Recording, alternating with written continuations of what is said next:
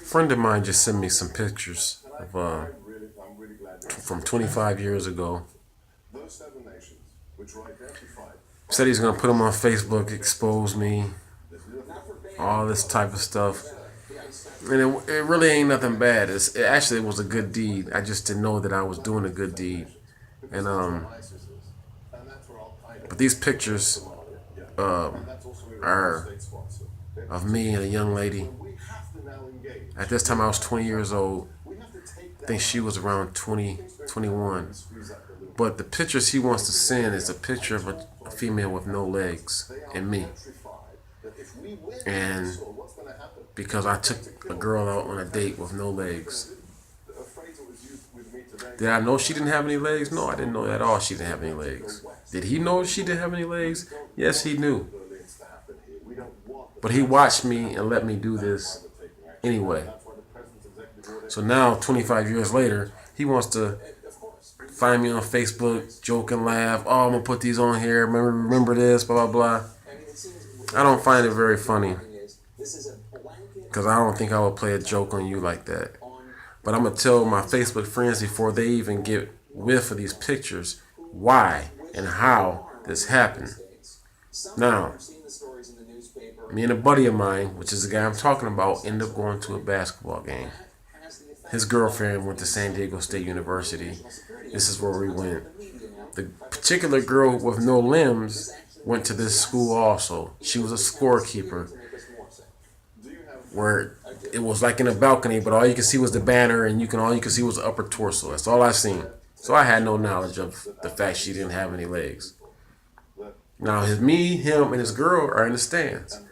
She locates my boy's girl, waving hi, blah, blah, blah, such and such, doing the girly thing and all that stuff. So I'm thinking she's kind of waving at me because she's looking right at me, but come to find out, she's talking to her.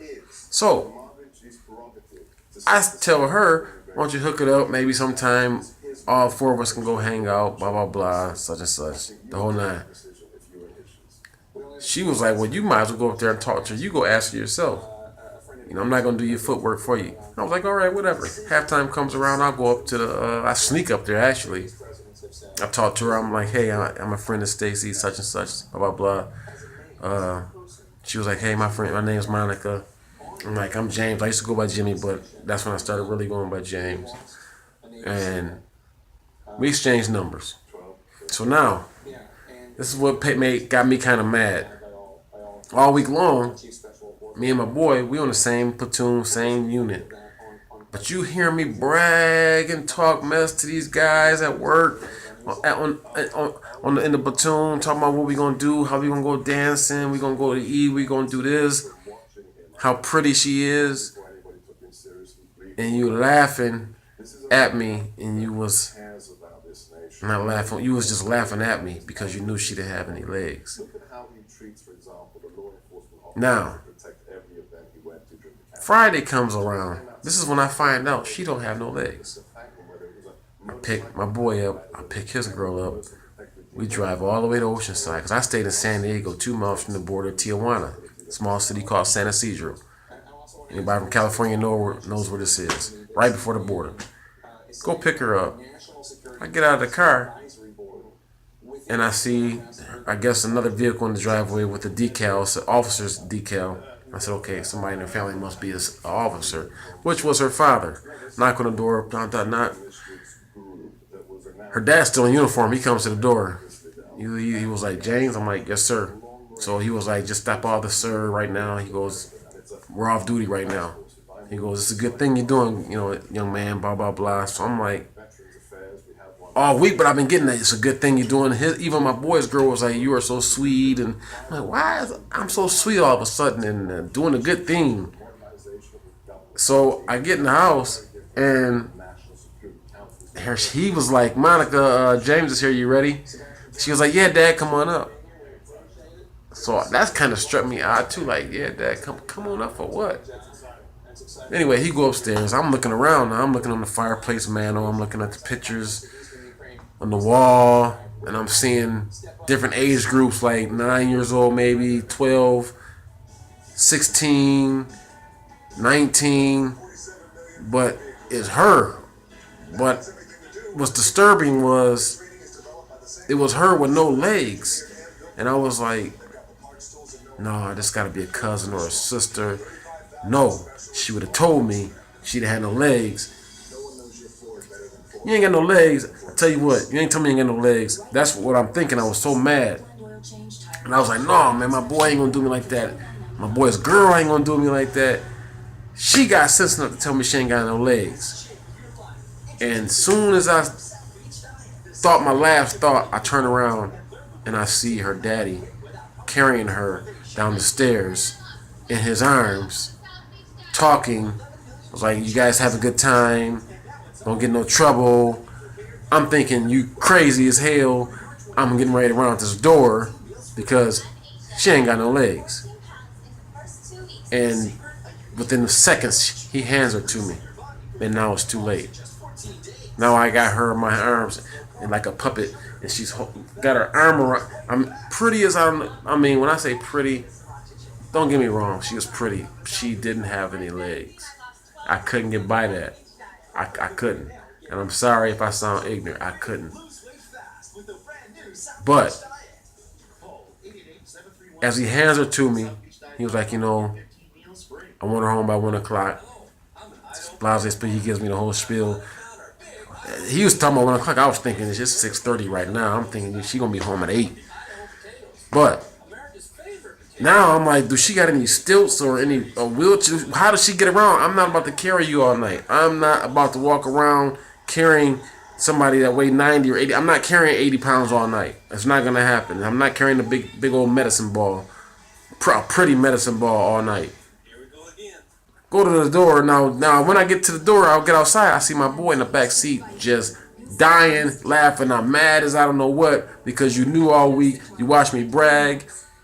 Now 25 years later, you want to put it on Facebook. You still remember this, so you knew you did something messed up. But he's out there laughing and everything. He knew the whole time. I'm walking to the car. All I see is him in the back seat. Hot. I'm hot. I had a Toyota Celica. The hood was kind of slow. And it was a stick. So I just learned how to drive a stick. I sat on the hood, open the door, I put it in the car, walk around the back. And I adjust my mirror now. All I want to see is his eyes because my eyes is going to tell him I'm whooping you as soon as it's over with because you knew the whole time and you think this is funny.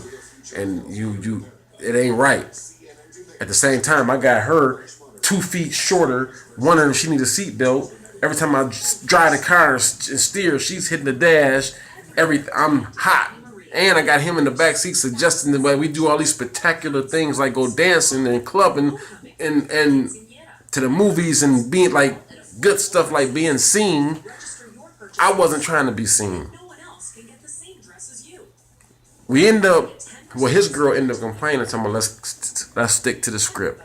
We end up going to the movies first. Now, this is where it's messed up. I gotta carry you into the movies, get my money in my pocket, hold you at the same time while you leaning on the counter, you heavy as I don't know what. People looking at me, dudes is laughing, but the girls are saying, oh, he's so sweet. You ain't trying to help me do nothing.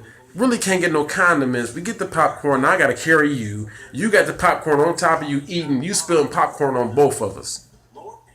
You just having the free trip of me carrying you around. That's how I was thinking. But I wanted just to get some type of alcohol in my system. I know my mind and watching it, but I was young. I just had to get this out of my head because I was hot. Because every minute that I had to myself, I was going to leave all of them where they stood. But anyway, we go in the movie theater. Now, another dilemma. You can't see because you're so little and you sit in the seat and the seat keep flopping up like that and it's flopping your legs up. Now you falling through the slit in the crack. Now I got to hold you on my lap, watch the movie while you eat popcorn and look at you at the same time while you just gobbling all the popcorn and spilling it on both of us, which was making me even more madder. Get through the movie. Happy as I don't know what. Now I'm trying to put my own mix in this game. Like, hey, it's a party I want to get to. My homeboy Steve was throwing a party down in Coronado. It's a naval base. I want to go down there to his party. She inviting her. That'd be great. Let's go. No, man. You're inviting yourself to something that. No, I don't even want you in my car right now because you're a good person, but my boy set me up bold. Now, he suggests, how about we go to Tijuana, let's just go clubbing and stick to the script, man. We already had a set plan, blah, blah, blah. And I'm trying to mentally I'm trying to use my Aquaman, my spidey senses to tell him, fool, she don't got no legs. How she gonna dance? You think I'm gonna dance with a puppet all dang all night? That's what I want to say to him. But he's being funny and suggesting these stupid activities of me being seen. Like Red Lobster, when I had to take her to Red Lobster. I had to wait in the waiting area for all this time with her on my lap, sitting down eating dinner. She's in the booster chair. People looking at me, still getting, oh, that's so sweet. I got to carry you everywhere. But how this night ended, and it wasn't like y'all think it would end it, and it's not like how he's going to put it in these pictures that he's going to post. Because she had to be home at 1, so I was lucky. We didn't even go to Tijuana to go dancing because that was something that we could not do. And I ended up taking my boy and his girl back to their car. I talked her into going to this party with me to kill the last few hours of her time being up because she had to be home at 1. She suggests let's get a 12-pack of Budweiser. Well, no, Corona at the time. I was drinking Corona. And we'll get Corona. Stop. I had to pee. I had to use the bathroom. Excuse my language. I had to use the bathroom.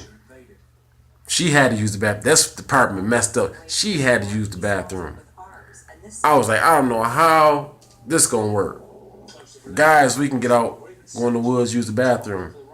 She was like, just set me on the hood of the car and I can use the bathroom. I was like, what you mean you just gonna set you on the hood of the car, you can use the bathroom, you just gonna pee on my car and let it stream down the hood? She was like, no, I can just set me on the hood of the car and I can prop myself up and pee. She said, you go ahead and go use the bathroom. I'll go ahead and pee. I'm not going to pee in your car. I was like, all right. Go in the woods, come back. She's missing. Not even on the car. Nowhere to be found. It's dark a little bit, but it ain't dark, but it's dusk. Come back to the car. She's stuck in between the bumper because, you know, Toyota Celica had those bumpers that had that little gapping.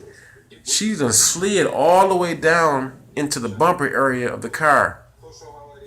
Like she slipped, I guess she slipped on her pee or something like that. She done slid all the way down into the bumper of her car, pants down, which I don't know how she got down, stuck. And that right there probably was the cake. If I'm not mistaken, we did go to that party. After that, I think I drank that whole case within about 45 minutes.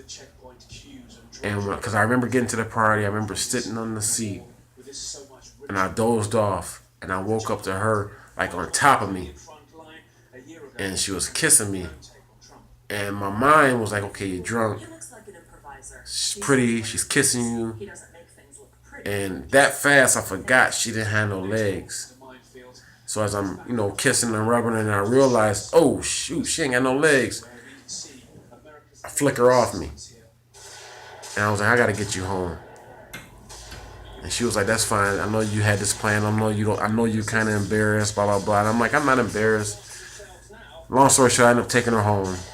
Now, on their porch, they had this. It was like 12:30 at night. She ain't had to be home till 1. So I was like, on this porch, they had this white swinger, like a white rocking chair. And I sit there, me and her both sitting there, we rocking. Well, I'm rocking because she can't rock. I'm rocking, and I'm looking at my watch. She kind of got an attitude. She was like, you can just get up and go because she said, you're being antsy.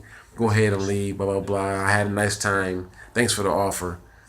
So I was like, I got up, and I said, okay. I said, I'll ring the doorbell. I'll have your dad come down here and come get you. And that's what she was like, you're such an ass. You just gonna ring the doorbell, have my dad come down? And I was like, I'm not about to sit here argue with you little behind. I'm out of here. So I get up off the white rocker, and I'm walking towards the steps. And all I hear is, and I turn around, and it's her on the ground. And she coming in her hands like this, grabbing me and pulling my leg like I'm pulling yours. And I was like, dang, what is wrong with you? And she started grabbing my leg and started pulling my leg like I'm pulling yours.